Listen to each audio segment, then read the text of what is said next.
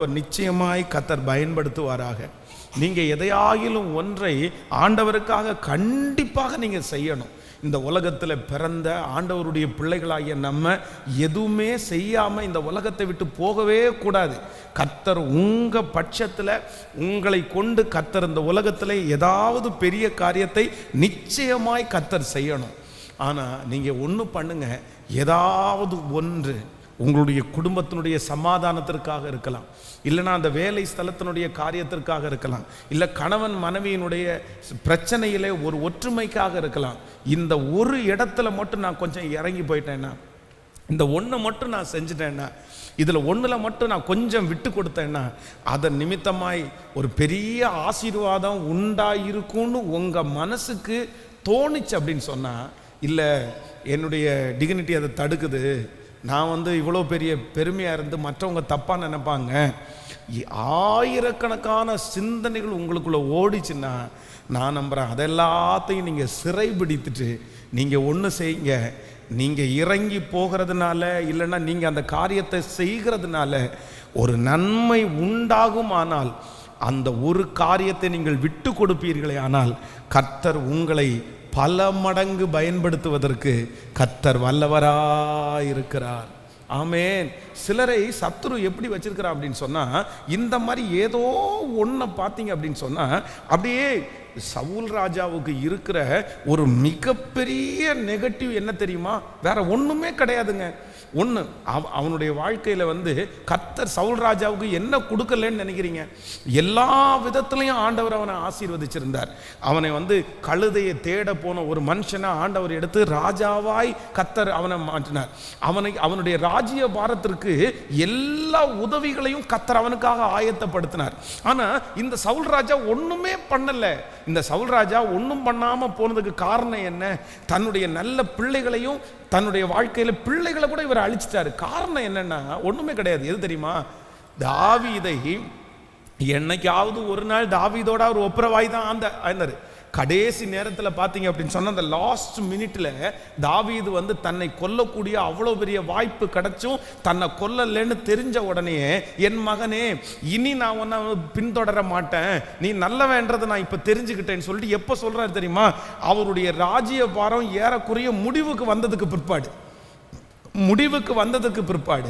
தாவீதை துரத்துறதை விட்டுட்டு இனி நான் தாவீதை கொல்ல மாட்டேன்னு சொல்லி ரிட்டர்ன் வந்துட்டாரு. பாருங்களேன், இந்த ஒரு முடிவை, இந்த ஒரு விஷயத்தை 40 வருஷத்துக்கு முன்னாடி, 40 இயர்ஸுக்கு முன்னாடி சவுல் ராஜா இந்த தீர்மானத்தை எடுத்திருந்தாருன்னு வைங்களேன்,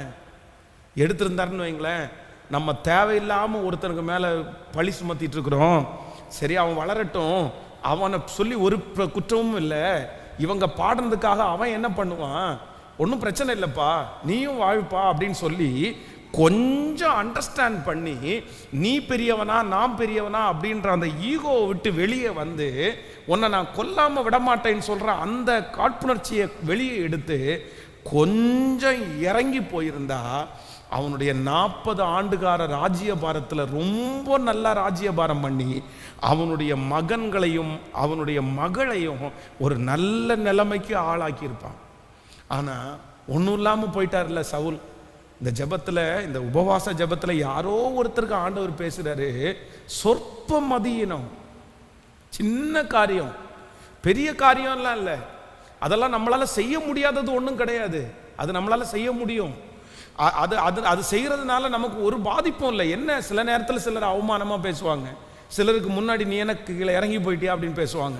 இந்த மாதிரி சில வேண்டாத காரியத்தை ஆண்டவருடைய பிள்ளைகள் மனதிலே வைத்து பெரிய அற்புதத்தை நீங்கள் ஒரு நாள் என்ன பண்ணிடக்கூடாதுன்னா இழந்துடவே கூடாது.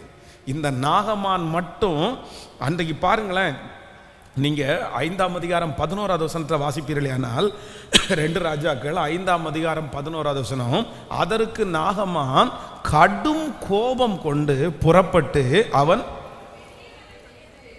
வெளியே நின்று தன் தேவனாகிய கர்த்தருடைய நாமத்தை தொழுது தன் கையினால் அந்த இடத்தை தடவி இவ்விதமாய் குஷ்டரோகத்தை நீக்கி விடுவான் என்று எனக்குள்ளே நினைத்திருந்தேன். நீங்க 12வது வசனத்தை வாசிங்க. நான் ஸ்நானம் பண்ணி சுத்தமாகிறதற்கு இஸ்ரவேலில் தண்ணீர்கள் எல்லாவற்றை பார்க்கிலும் தமஸ்குவின் நதிகளாகிய ஆப்னாவும் பர்ராவரும் நல்லதல்லவோ என்று சொல்லி உக்கிரத்தோட திரும்பி போனான். 13வது வசனத்தை வாசிங்க. அவன் ஊழியக்காரர் சமீபத்தில் வந்து அவனை நோக்கி, தகப்பனே, அந்த தீர்க்கதரிசி ஒரு பெரிய காரியத்தை செய்ய உமக்கு சொல்லி இருந்தால் அதை நீர் செய்வீர் அல்லவா? ஸ்தானம் பண்ணும் அப்பொழுது சுத்தமாவீர் என்று உம்மோடே சொல்லும் போது அதை செய்ய வேண்டியது எத்தனை அதிகம் என்று சொன்னார்கள். அடுத்த வசனத்தை கூட வாசிக்கலாம். 14. அப்பொழுது அவன் இறங்கி தேவனுடைய மனுஷன் வார்த்தையின்படியே யோர்தானில் 7 தரம் மூழ்கின போது அவன் மாம்சம் ஒரு சிறு பிள்ளையின் மாம்சத்தை போல மாறி அவன் சுத்தமானான். ஆமென் சொல்லுங்க. உண்மையிலேயே நான் அந்த இடத்துல ரொம்ப பாராட்டக்கூடிய ஒரு நபர் என்ன அப்படின்னு சொன்னா, அந்த இடத்துல ஒரு வேலைக்காரன் இருந்தான் பாருங்களேன். அந்த இடத்துல இருந்தான் பாருங்களேன் ஒரு மனுஷன். இவருக்கு சொன்ன உடனே பயங்கரமான கோபம் வந்து, அவ்வளோதான், எங்கள் ஊரில் எங்களுக்கு தண்ணி இல்லையா, நல்ல தண்ணி இல்லையா நான் நினச்சிங்க, என்ன நினச்சிட்டு இருக்கிறீங்க அப்படின்னா, எப்போவுமே சிலருக்கு பார்த்தீங்க அப்படின்னா இந்த ஆறெல்லாம் ஓடும் பாருங்களேன். அந்த ஆறு ஓடுற இடத்துல இருக்கிற ஜனங்கள் எல்லாம் என்ன நினைப்பாங்கன்னா, அவங்க தான் ரொம்ப சுத்தமான தண்ணீரை குடிக்கிற மாதிரி நினைப்பாங்க. மற்றவங்க எல்லாருமே குடிக்கிற தண்ணி நல்லா இல்லாத தண்ணி. சிலர் வந்து சிட்டிக்குள்ளே வந்தால் கூவம் தண்ணி நீங்கள் குடிக்கிறீங்கன்னெல்லாம் சொல்லுவாங்க. அப்போது இந்த ஏரியாவை பொறுத்த வரைக்கும் நாகமான் என்ன நினைக்கிறார் அப்படின்னு சொன்னால், ஏடா நான் எல்லாம் மலையிலேருந்து வர்ற தண்ணியை டைரெக்டாக மோந்து குடிக்கிற ஆள். அதான் சில டைம் கோயம்புத்தூர்காரங்க சொல்லுவாங்கல்ல, நம்பர் 1 சிறுவாணி தண்ணியை நாங்கள் குடிக்கிறோம். இந்த சிறுவாணி தண்ணியை குடிக்கிற நிறைய பேருக்கு எந்த ஊருக்கு போனாலும் தண்ணி என்னவா இருக்காது, ஆமாம், டேஸ்ட்டாகவே இருக்காது. எங்கே போனாலும் எதை திட்டுவாங்களோ இல்லையோ தண்ணியை திட்டிட்டு தான் வருவாங்க. உங்களுக்கு ஊரில் தண்ணியை எப்போ கொடுக்குறீங்க, எங்கள் ஊருக்கு வந்து பாருங்கய்யா என்ன தண்ணி கொடுக்குறீங்க அப்படின்றது மாதிரி. அப்போது நாங்கள் மலையிலேருந்து டைரெக்டாக வர்ற தண்ணியில் டெய்லி குளிச்சுட்ருக்குறோம். அது வந்து ஒரு அசுத்தம் கூட இல்லை. ஆனால் நீங்கள் சிட்டிக்குள்ளே இருக்கிறீங்க, தமஸ்கூரில் வந்து இவ்வளோ தூரம் அசுத்தங்களெல்லாம் கலக்குது. இத்தனை மாடை கழுவி விடுறாங்க, இத்தனை ஆடை கழுவி விடுறாங்க, அங்கே சுத்தமாகாதா இங்கேயா அப்படின்னு ஒரு கேள்வி கேட்குறாரு. கோபத்தோட வெளியே வந்து இந்த அற்புதம் எனக்கு வேண்டான்னு சொல்லும்போது ஆண்டவர் என்னமோ அவன் மேல் வைத்த ஒரு பெரிய தயவுனால ஒரு மனுஷனை அனுப்பி, சரிப்பா கொஞ்சம் பொறுத்து போ, நீங்கள் இந்த காரியத்தை நீங்கள் செய்யுங்கன்னு சொன்ன உடனே வேதம் சொல்லுகிறது அவனுடைய சரீரத்தில் ஒரு பெரிய விடுதலை உண்டானது. இன்று ஆண்டவர் யாரோ ஒருத்தருக்கு அந்த நபரை அனுப்புனது போல உங்களை கர்த்தரை அனுப்பி என்ன அனுப்பி உங்கள்கிட்ட சொல்கிறாருன்னு வச்சுக்கோங்க. நீங்கள் ஒரு சின்ன காரியத்தை எதுக்கானாலும் சரிதான், நீங்கள் உடனே என்ன யோசிக்கணும் அப்படின்னு சொன்னால், இந்த இடத்துல நான் ஏதாவது ஒன்று செஞ்சால் இந்த பிரச்சனையை சால்வ் பண்ண முடியுமா, இந்த இடத்துல நான் ஏதாவது கொஞ்சம் தாழ்ந்து போனால் இதில் ஒரு வெற்றியை நான் அடைய முடியுமா. நமக்கு எப்படின்னாலும் ஒன்று தான் தேவை, நமக்கு சமாதானம் மட்டும்தான் அவசியமானது. எத்தனை பேர் ஆமோதிக்கிறீர்கள்? நம்முடைய டார்கெட்டை ஆண்டவருடைய பிள்ளைங்க புரிஞ்சுக்குங்க. இன்னைக்கு நம்ம சமாதானம் ஆகாட்டாலும் என்னைக்காவது ஒரு நாள் சமாதானமாகி தான் ஆகணும். இன்னைக்கு நம்ம அதை செய்யாட்டாலும் என்னைக்காவது ஒரு நாள் கண்டிப்பாக நம்ம அதை செய்து தான் ஆக வேண்டும், வேற வழியே கிடையாது. அதான் ஒரு வாலிப பிள்ளை வந்து தகப்பனாருடைய மடியில் வளர்ந்த பிள்ளை ஒரு பையனை வந்து அவன் வந்து நேசிக்கிறான். அப்போ நேசிக்கும் போது அவனுடைய தகப்பனார் வந்து அந்த பொண்ணை எல்லாம் ஃபுல்லாக துணியெல்லாம் பேக் பண்ணி வீட்டை விட்டு வெளியே துணியை போட்டுட்டு, எடுத்துகிட்டு போ, நீ தான் வந்து நான் வேண்டான்னு சொல்லி அவன் தான் வேணும்னு சொல்கிற, இல்லை உனக்கெல்லாம் ஒரு பைசா செலவு நான் கல்யாணம் பண்ணி வைக்க மாட்டேன், நீ வந்து இந்த பையை எடுத்துகிட்டு அவங்க கூட ஓடி போயிரு, நீ என் வீட்டு வாசப்படி வராத அப்படின்னு திட்டிட்டு ஸ்ட்ரெயிட்டாக இங்கே வராரு. வந்த உடனே என்கிட்ட சொன்னார், பாஸ்டர் அவள் வேண்டாம், அவளை நான் வீட்டுக்குள்ளே அவளுக்கு போனாலே எனக்கு இரிட்டேட் ஆகுது, நான் எப்படி பண்ணி வைப்பேன், என்ன செய்வேன் அப்படின்னு. அப்போது நான் அந்த தகப்பனிடத்தில் என்ன சொன்னேன்னு சொன்னால், உங்களுடைய ஆதங்கம் எனக்கு புரியுது, உங்களுடைய வலி எனக்கு புரியுது, உங்கள் பிள்ளை இப்படி செஞ்சது மிகப்பெரிய தவறு.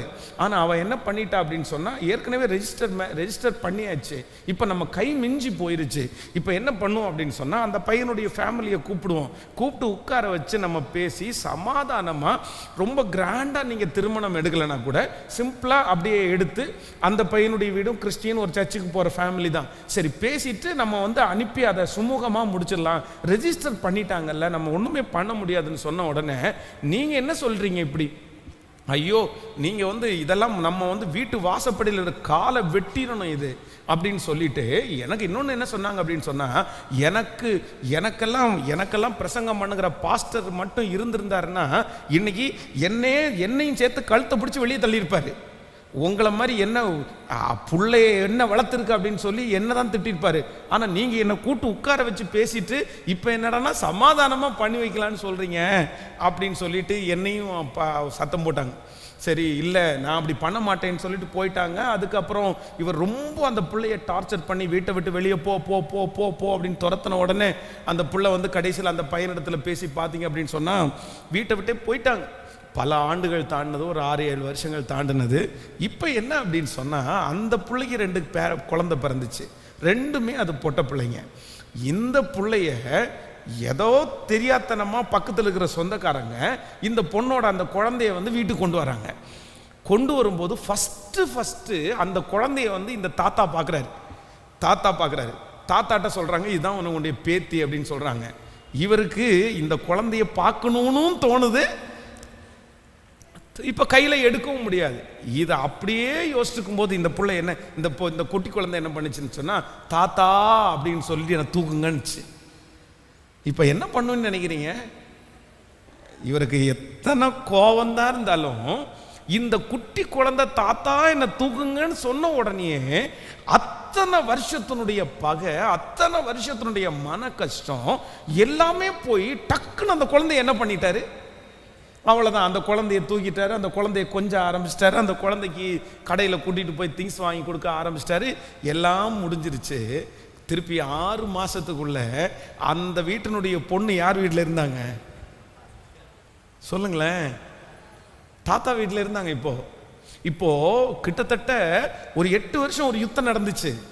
இப்போ 8 வருஷம் நடந்த அந்த யுத்தமும் இப்போ என்ன யுத்தம்? அது என்ன நினைக்கிறீங்க? ஒரு ஆண்டவருடைய பிள்ளைகளை நான் அதற்காக வந்து அதுக்கு சப்போர்ட் பண்ணலை. நீங்கள் நல்லா புரிஞ்சுக்கணும்.